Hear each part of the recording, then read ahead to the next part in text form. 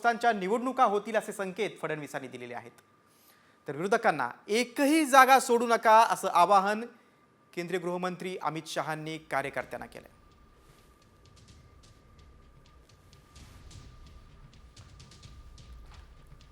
तर येत्या 3-4 महिन्यात या निवडणुका होतील। या निवडणुकांची तयारी देखील आपल्याला करायची आहे आणि जसा महाविजय हा महायुतीने या ठिकाणी महाराष्ट्रात विधानसभेत मिळवला तसाच महाविजय आपल्याला महाराष्ट्रामध्ये स्थानिक स्वराज्य संस्थांमध्ये देखील मिळवायचा आहे। त्याकरता आपण सर्वांनी सज्ज राहावं। मुंबई, नागपुर, पुणे, छत्रपति संभाजीनगर समेत सभी म्युनिसिपल कॉरपोरेशन, सभी नगर परिषद और सभी जिला पंचायत का चुनाव आ रहा है। विरोधियों को एक भी जगह बैठने की न मिले, इसकी चिंता आप सभी को करनी है। भाइयों बहनों, विकास की चेन तभी संपूर्ण होती है जब पंचायत से पार्लियामेंट तक आप भगवा लहरा दो, तभी विजय होती है, तब तक विजय नहीं होती। या अधिवेशनातल्या आपल्या भाषणात फडणवीस काय बोलले अजून बघूया आपण। निवडणुकीत कार्यकर्ते केशव होते, मोदी माधव असं म्हणत मुख्यमंत्री फडणवीसांनी मोदी आणि भाजपच्या कार्यकर्त्यांचे आभार व्यक्त केलेत। आपल्या या निवडणुकीमध्ये, निवडणुकीच्या युद्धामध्ये लोकांचा जो विश्वास जिंकायचा होता, तो विश्वास जिंकण्याकरता त्या पार्थाची भूमिका किंवा त्या केशवाची भूमिका तुम्ही सगळ्यांनी या ठिकाणी निभावलेली आहे।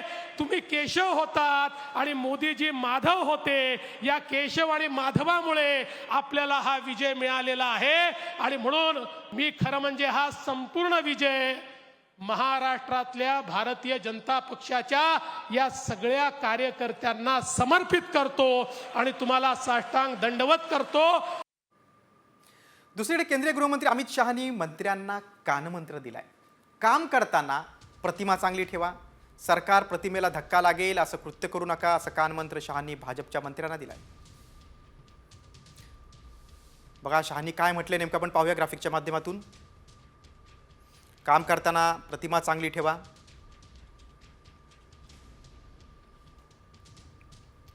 सरकारच्या प्रतिमेला धक्का लागेल असं कुठलंही कृत्य करू नका। मंत्र्यांनी जनतेशी जास्तीत जास्त संपर्क ठेवा। राज्य आणि केंद्राच्या योजनांची जास्तीत जास्त अंमलबजावणी करा।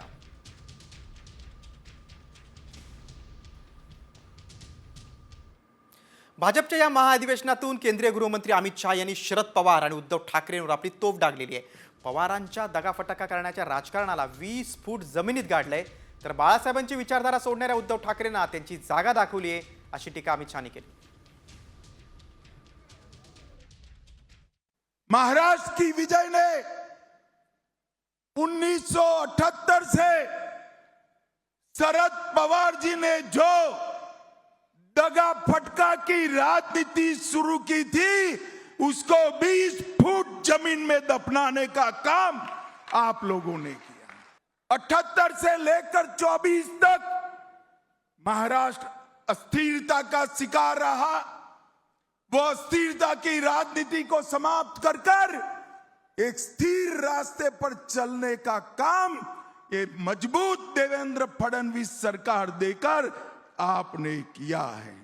उद्धव ठाकरे जी ने हमारे साथ जो द्रोह किया था, 2019 को विचारधारा छोड़ी थी और बाला साहब ठाकरे के सिद्धांतों को छोड़ा था, झूठ फरेब कर कर मुख्यमंत्री बने थे, वो उद्धव ठाकरे जी को आपने उनकी जगह बताने का काम किया है।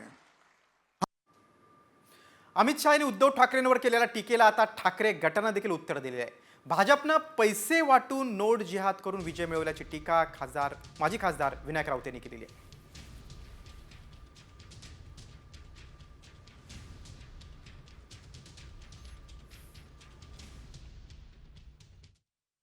मुळात त्यांचं मोठं दुःख आहे ते, आमचा विजय त्यांना पचत नाही आहे लोकसभेतला. अहंकारी भावनेने 400 पार बोलणारे तेच होते आणि 400 पारवरून याच देशातील जनतेने त्याला 240वर आणलं आणि म्हणून ती जखम मोठी आहे त्यांना. ती जखम अशी भळभळ वाहत राहते त्यांची. त्या जखमेतून हे उद्गार ते काढतायत आणि त्यांना विधानसभेमध्ये विजय मिळवला आहे. त्याच्यामुळे थोडा आणखीन अहंकार पुन्हा फुलायला लागला असेल तर तो अहंकार सुद्धा महाराष्ट्राची जनता त्यांना पुन्हा जागा दाखवून देईल. ईडीच्या अधिवेशनमध्ये येऊन ह्या देशाचे गृहमंत्री अमित शहा यांना केवळ आणि केवळ उद्धवजी ठाकरे यांच्यावरच बोलावं लागतंय. हे भाजपाचं दुर्दैव आहे. शिवसेनेने वोट जिहाद केला, पण त्या पलीकडे भारतीय जनता पक्षाने नोट जिहाद केला. संपूर्ण मतदारांना खरेदी करायचं आणि मतं घ्यायची ही भ्रष्ट राजनीती जर ह्या देशामध्ये कोणी सुरू केली असेल तर ती भारतीय जनता पक्षाने केली. खातेवाटपानंतर आता शिंदे गटाचे मंत्री हे ॲक्टिव्ह मोडवर आलेत. शिंदे गटाच्या मंत्र्यांनी 100 दिवसांचा एक कृती आराखडा तयार केलाय. 100 दिवसात 1 लाख कामं पूर्ण करण्याचं उद्दिष्ट ठेवण्यात आलंय. त्यानुसार प्रत्येक मंत्र्यानं कामांची यादी तयार केल्याची माहिती समोर आली आहे.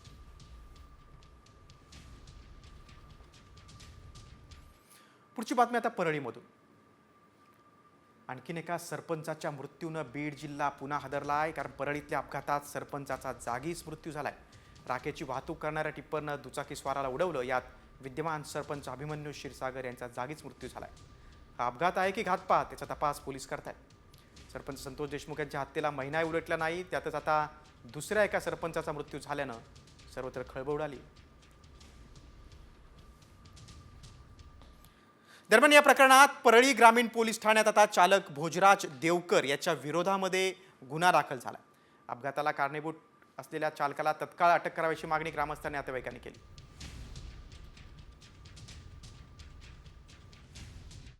रात्री आम्हाला फोन आला सौजन्यहून भाच्याचा आमच्या तसाच अभिमन्यूचा अपघात मळवटी मांडवायचं टिप्पर राकाच्या टिप्परनं उडवलं गेलं. जागेवर मृत्यू झाला असं निरोप भेटला रात्री आम्हाला. काही शंका वगैरे कोणाची काही दुश्मनी नाही, शंका वगैरे काही नाही, अपघात आहे. आणि अपघातावर सुरेश धस काय बोलले ते आपण पाहूया. परळीतल्या सरपंचाचा अपघात आहे की घात असा सवाल भाजपचे आमदार सुरेश धस यांनी केलाय. संपूर्ण राज्यभर बीडची चर्चा सुरू झाली तरी देखील अवैध राखेचे टिप्पर काही बंद झाले नाहीत. याला परळीचे पोलीस जबाबदार आहेत असा आरोप देखील सुरेश धस यांनी केलाय. अवैध राखेचे जे लूट परळीमध्ये चालू आहे त्याचा करिश्मा बघा. मला वाटतं सौंदाणा गावचे सरपंच दलित सरपंच आहे. त्या सरपंचाचा जागेवर खात्मा केला गेलाय. म्हणजे तो घातपात आहे का ॲक्सिडेंट आहे अजून त्याचा शोध लागायचा आहे. राखेचे टिप्पर बंद नाहीत. आजही राखेचे टिप्पर चालू आहे. अवैध वाहतूक चालू आहे आणि ह्याला परळीची पोलीस आणि परळीचे थर्मल पॉवरचे अधिकारी कर्मचारी याला जबाबदार आहे. वाल्मिक कराड विरोधात सरपंच संतोष देशमुखांचं कुटुंब आता आक्रमक झालेलं आहे. सरपंच देशमुखांचं कुटुंब उद्या आता मोबाईल टॉवरवर चढून आंदोलन करणार आहे. वाल्मिक कराडवर मुक्का लावा आणि 302च्या गुन्ह्यात आरोपी करा या मागणीसाठी हे आंदोलन करण्यात येणार आहे.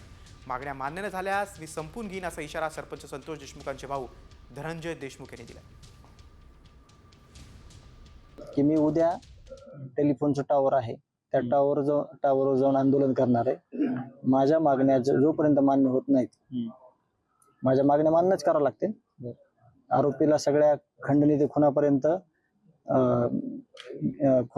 सगळ्यांना 302 आणि मोकामध्ये घेतलंच पाहिजे. नाहीतर मी वरून उडी मारून मी संपून घेईन. दुसरीकडे सरपंच हत्या प्रकरणात गतीनं कारवाई करण्याच्या मागणीसाठी आता मस्साजोग येथील ग्रामस्थांनी 14 जानेवारीला सामूहिक आत्मदहन करण्याचा इशारा दिलाय. वाल्मिक कराडवर 302 अंतर्गत गुन्हा दाखल करावा तसंच मोक्का लावावा. आरोपी कृष्णा आंधळे याला तत्काळ अटक करावी. शासकीय वकील म्हणून उज्ज्वल निकम किंवा सतीश माने शिंदे यांची नियुक्ती करावी अशी मागणी ग्रामस्थांनी केली. या संदर्भातलं निवेदन तहसीलदारांना देण्यात येणार असून निवेदनावर धनंजय देशमुख यांच्यासह 25 ग्रामस्थांची स्वाक्षरी आहे. बरोबर जर सगळं आमचं गावच जर शासनाला संपवायचं नसेल तर शासनानं आज संध्याकाळी किंवा उद्या सकाळी 9 वाजेपर्यंत ह्या गोष्टीवर निर्णय घेऊन त्याचे तसे शासकीय आदेश आम्हाला या ठिकाणी पाठवावेत. नाहीतर आम्ही आमच्या आंदोलनावर आम्ही ठाम. हे आंदोलन नाही आता हे आमचं शेवटचं टोक आहे. म्हणजे आम्ही आंदोलन वगैरे म्हणणार नाही त्याला. आता आम्हाला स्वतःला संपवून घेणार आहे. सरपंच संतोष देशमुख हत्या प्रकरणात आरोपी विष्णू चाटेचा मोबाईल अजूनही सापडलेला नाही. हत्या प्रकरणात आतापर्यंत 5 मोबाईल जप्त केलेत. हे सर्व मोबाईल तपासणीसाठी आता फॉरेन्सिक लॅबमध्ये पाठवलेत. मात्र विष्णू चाटेनं अद्यापही CIDला मोबाईल दिलेला नाही. फरार असताना नाशिकमध्ये मोबाईल फेकून दिला, मात्र तो कोणत्या ठिकाणी फेकला हे आठवत नसल्याचं विष्णू चाटेनं CIDला सांगितलं. पुढच्या रिपोर्टकडे. वाल्मिक कराड विषयी दररोज नवनवे खुलासे समोर येत आहेत. त्यातच आता हार्वेस्टरसाठी कराडनं शेतकऱ्यांना कोट्यवधी रुपयांचा चुना लावलाय. नेमकं प्रकरण काय, यावरचा हा स्पेशल रिपोर्ट. मजुरांना मारहाण, कोट्यवधींची फसवणूक.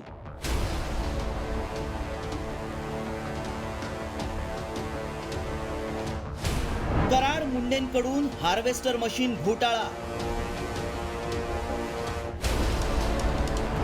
धसांचा आरोप, कराडचा पाय खुला. सरपंच संतोष देशमुख हत्या प्रकरणानं चर्चेत असलेल्या वाल्मिक कराडबाबत दररोज नवनवे खुलासे समोर येत आहेत. वाल्मिक कराडनं ऊस तोडणीच्या हार्वेस्टरसाठी 36 लाखांचं अनुदान मिळवण्याचं आमिष दाखवून तब्बल 141 शेतकऱ्यांकडून प्रत्येकी 9 लाख रुपये याप्रमाणे कोट्यवधी रुपये उकळल्याचा गंभीर आरोप शेतकऱ्यांना केलाय. इतकंच नाही तर कराडनं शेतकऱ्यांना धनंजय मुंडेंची भेट घालून दिल्याचा व्हिडिओ देखील शेअर करण्यात आलाय. पंढरपूरमध्ये फसवणूक झालेल्या 19 हार्वेस्टर मालकांचे जबाब नोंदवण्यात आल्यानं कराडचा पाय आणखीनच खोलात गेलाय. सानप, वाल्मिक कराड साहेब, परत आमच्या संघटनेची लोक पालवे, जितू पालवे मेजर यांच्यामार्फत आम्ही तिथे गेले असतात. जवळजवळ आम्ही 140 लोकांनी 8 लाख रुपये प्रमाणे त्या हॉटेलचं काय ना आपल्या देवीस रेसिडेन्सी पनवेल 17 नंबर रूममध्ये आम्ही हार्ड कॅश 8 लाख रुपये दिलेत. आज जवळजवळ 14-15 महिने होत आलं. ह्याची आमची कुणी दखल घेतली नाही. आम्ही बीडला भेटायला गेला असता हाणमार केली त्या लोकांनी. 141 हार्वेस्टरच्या अनुदानासाठी कराडनं 5141 लोकांकडून कोट्यवधी रुपये उकळल्याचा आरोप करत धसांनी कराडसह मुंडेंवर निशाणा साधलाय. हार्वेस्टर मशीन द्यायचे होते 141. यांनी पैसे जमा केले 2000, 5000, 41 लोकांकडून 8 लाखांनी. आणि मशीन किती द्यायचे? 141. पैसे किती? 5141 लोकांकडनं पैसे घेतले. आका आणि आका याच्यामध्ये दोन्हीही सहभागी आहेत.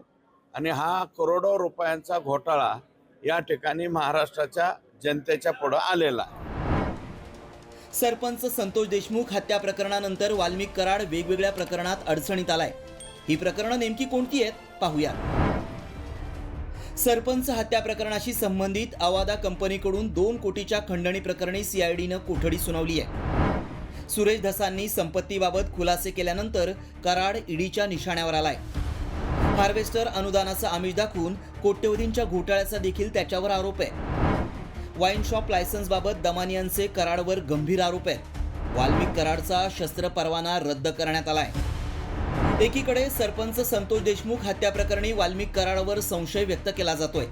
त्यातच आता थेट धनंजय मुंडेंच्या जवळकीचा संदर्भ देऊन शेतकऱ्यांकडून कोट्यवधी रुपये उकळल्याचं प्रकरण समोर आल्यानं आता कराडवर आणखी एक गुन्हा दाखल होण्याची शक्यता आहे. त्यामुळे मुख्यमंत्री हार्वेस्टर घोटाळ्याची चौकशी करणार का आणि कराड दोषी असेल तर त्याला शिक्षा होणार का, याकडे सगळ्यांचं लक्ष लागलंय. ब्युरो रिपोर्ट, साम टीव्ही न्यूज. वाल्मिक कराडचा केवळ शस्त्र परवाना रद्द नको तर मोक्का आणि 302 लावा, अशी मागणी खासदार सुप्रिया सुळेंनी केली. सुप्रिया सुळेंनी आज परभणीत जाऊन सोमनाथ सूर्यवंशी आणि विजय वाकोडे कुटुंबियांची सांत्वनपर भेट घेतली. बीड आणि परभणी या दोन्ही प्रकरणांमध्ये न्याय मिळाला पाहिजे अशी मागणी त्यांनी केली. वाल्मिक कराड यांचा आता शस्त्र परवाना रद्द झाला आहे.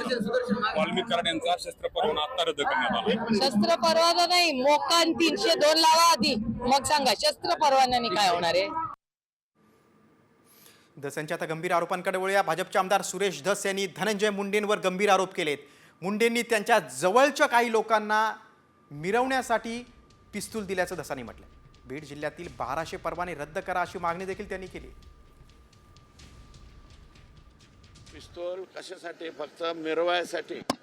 लोकांना धाक दाखवायसाठी. आणि कोण आहेत? आमचं लोन संभाजीनगरमध्ये पोहोचलेलं आहे. धनंजय मुंडे हे मंत्री जे आहेत त्यांच्या जवळच्या काही लोकांना फक्त मिरवायासाठी संभाजीनगर जिल्ह्यात सुद्धा काही हे दिले गेलेले आहेत, काय म्हणतो आपण ते, बंदूक. पुढच्या बातमीकडे. धनंजय मुंडे यांच्या मंत्रिपदाच्या राजीनाम्याबाबत अजित पवारांना प्रश्न विचारल्यानंतर उपमुख्यमंत्री अजित पवार संतापले. कोण काय म्हणतंय त्याच्याशी मला देणं घेणं नाही. या प्रकरणात जे कोणी दोषी असतील त्यांच्यावर कारवाई केली जाईल असं आश्वासन अजित पवारांनी दिलं. त्या संदर्भामध्ये जे कोणी दोषी असेल त्यावर कारवाई केली जाईल. सरकारने काही कोणाला वेगळं काही ट्रीट करायचा नाही.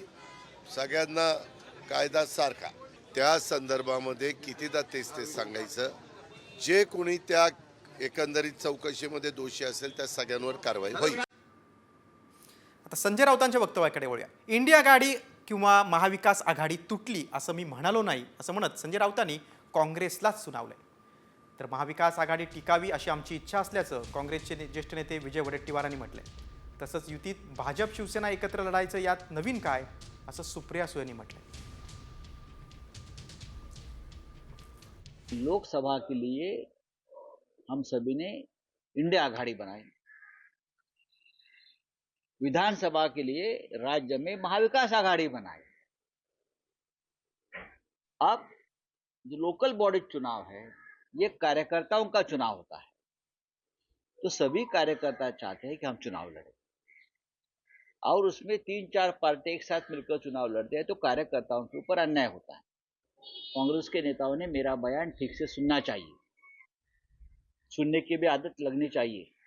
हमने ये नहीं कहा की इंडिया आघाडी तुट गई है, महाविकास आघाडी तुट गई है. ते काय बोलले ते सगळ्यांनीच महाराष्ट्राने ऐकलं आहे. त्यांनी काय बोलण्यात त्यांना दुरुस्त करत असतील तर आम्हाला आनंदच आहे. आमची सगळ्यांची इच्छा आहे की महाविकास आघाडी टिकावी आणि मिळून एकत्र लढावेत. महाराष्ट्रामध्ये अजूनही जनता आमच्या सगळ्यांची महाविकास आघाडीची वाट बघते, लोक वाट बघतायत. त्यामुळे त्यांनी काही म्हटलं असेल तर आम्ही उद्धवजींशी चर्चा करून, मी काल त्यावर बोललो आणि पुढे सुद्धा आमच्या हायकमांडशी चर्चा करून ही आघाडी टिकावी असा आमचा आग्रह राहील. उद्धव ठाकरेंनी पुन्हा एकदा एकला चळवळीचा नारा दिलेला आहे. हो, पण दरवेळेस भारतीय जनता पक्ष आणि शिवसेना जेव्हा एकत्र होते त्यांच्या युतीमध्ये तेव्हाही सगळे एकटेच लढायचे. त्याच्यात नवीन काय? म्हणजे त्यांनी केलं तर चालतं आणि आम्ही केलं तर गुन्हा, हा कुठला न्याय? पुढची बातमी आता शिंदेने ठाकरेंवर केलेल्या टीकेची. बाळासाहेबांच्या स्मारकावरून एकनाथ शिंदे यांनी उद्धव ठाकरेंवर निशाणा साधलाय. बाळासाहेबांचं स्मारक कुणाच्या मालकीचं नाही. बाळासाहेब लोकाभिमुख नेते होते, त्यामुळे त्यांचं स्मारक ही लोकांची प्रॉपर्टी आहे असं म्हणत एकनाथ शिंदे यांनी ठाकरेंवर हल्ला चढवला. स्मारक बाळासाहेबांचं कोण बांधतंय? आम्ही सरकार बांधतोय. कुणाच्या मालकीचं ते स्मारक नाही, ही लोकांची प्रॉपर्टी आहे. बाळासाहेब हे लोकांच्यातले नेतृत्व आहेत, लोकाभिमुख नेते आहेत होते. आणि म्हणून ज्यांनी बाळासाहेबांचे विचार सोडले ते तर लागू कोणाला होतं? 2019ला बाळासाहेबांचे विचार कोणी सोडले? कोण काँग्रेसच्या मांडीवर जाऊन बसलं? कोण स्वतःच्या स्वार्थासाठी मुख्यमंत्री पदासाठी आपल्या बाळासाहेबांचे विचार कोणी सोडले?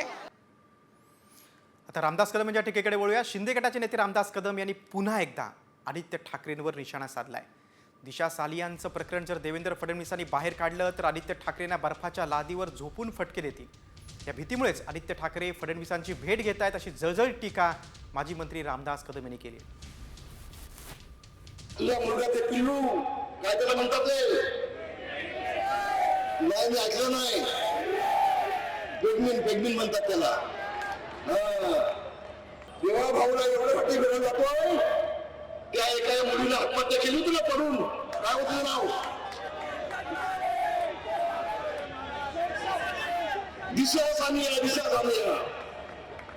आता याला भीती वाटायला लागली की आता देवा भाऊन हे प्रकरण काढलं की याला बर्फाच्या लादीवर झोपवतील आणि दे फटका. पुढची बातमी आता मंत्री गोगावले यांच्या वक्तव्याबाबत. महिलांवर अत्याचार करणाऱ्या नराधामांना जास्त दिवस ठेवणं योग्य नाही असं खळबळजनक विधान मंत्री भरत गोगावलेंनी केलंय. बाहेरच्या देशात जसा ऑन दी स्पॉट निकाल दिला जातो तसा कायदा आणावा लागेल असं भरत गोगावलेंनी म्हटलंय. बाहेरच्या देशामध्ये ऑन द स्पॉट दोघांचा जय महाराष्ट्र केला जातो, तसा एखादा कायदा आणावा काय हा आता आम्हाला विचार करावा लागेल. रोह्यामध्ये जो प्रकार झाला, मी परवा 2 दिवसापूर्वी जाऊन भेट देऊन आलो, ते निंदनीय प्रकार, अत्यंत 11 वर्षाच्या मुलीवरती त्या नराधमाने जो अत्याचार केलेला आहे त्याला माफी तर नाहीच आहे, परंतु त्यांना जास्त दिवस पण ठेवणं योग्य दिसत नाही असं आम्हाला वाटतं. लाडकी बहीण योजनेवर माजी मंत्री छगन भुजबळांनी खूप महत्त्वाचं विधान केलेलं आहे. या योजनेचा जर नियमाबाहेर लाभ घेतलेल्या बहिणींनी अर्ज मागे घ्यावेत, अन्यथा सरकारनं त्यांच्याकडून दंडासहित वसुली करण्याची मागणी छगन भुजबळ यांनी केली. मात्र आतापर्यंत दिलेले पैसे वसूल करण्यात येऊ नये असंही भुजबळांनी म्हटलंय. तर माझं म्हणणं असं आहे की एक अपील केलं पाहिजे लोकांना, आणि जे या नियमात बसत नाही त्यांनी स्वतःहून आपली नावं जे आहेत काढा म्हणून सांगायला पाहिजे. आणि जे पैसे दिले गेले ते आता परत मागण्यात काहीही अर्थ नाही, ते मागण्यात येऊ नये. याच्या पुढे जे आहे लोकांना सांगावं, या नियमात बसत नाही, त्यांनी स्वतःहून आपली नावं काढून घ्यावी, नाहीपेक्षा मग त्यांना मात्र जे आहे दंडासहित वसुली करण्यात येईल. मागचं जे झालं ते आपण आपल्या लाडक्या बहिणींना अर्पण करून टाकलं पाहिजे. छगन भुजबळ यांच्यानंतर आता आमदार रवी राणा काय बोलले त्या योजनेबाबत ते बघा. लाडक्या बहिणींसाठी 1500 वरून आता 2100 रुपये झालेत. आता 3000 रुपये झाले पाहिजेत अशी मागणी आमदार रवी राणाने केली. आणि लाडक्या बहिणींसाठी 3000 रुपये करून घेण्यासाठी मी पुढाकार घेणार असं विधान रवी राणांनी केलंय. लाडक्या बहीण योजना जी आहे, जे राज्य सरकारने सुरू केली, मुख्यमंत्री देवेंद्र फडणवीस साहेब असो की माजी मुख्यमंत्री पूर्व मुख्यमंत्री एकनाथजी शिंदे असो, त्या सगळ्यांनी मिळून जी योजना चालू केली, मी आपल्याला सांगितलं होतं की आज 1500चे 2100 केले, 2100चे 3000 झाले पाहिजे. या 10 भरपाईमध्ये ती एक भरपाई सुद्धा मी करून घेणार आहे. की कारण की मला असं वाटलं की मला जसं तुम्ही आशीर्वाद दिला, ते पद मिळाल्यानंतर मी ताकदीनं या माझ्या जनतेला अजून न्याय देऊ शकतो. पण मला असं माहीत आहे की थोडे दिवस आपण थांबू, पण याच्यापेक्षा चांगलं होईल हा विश्वास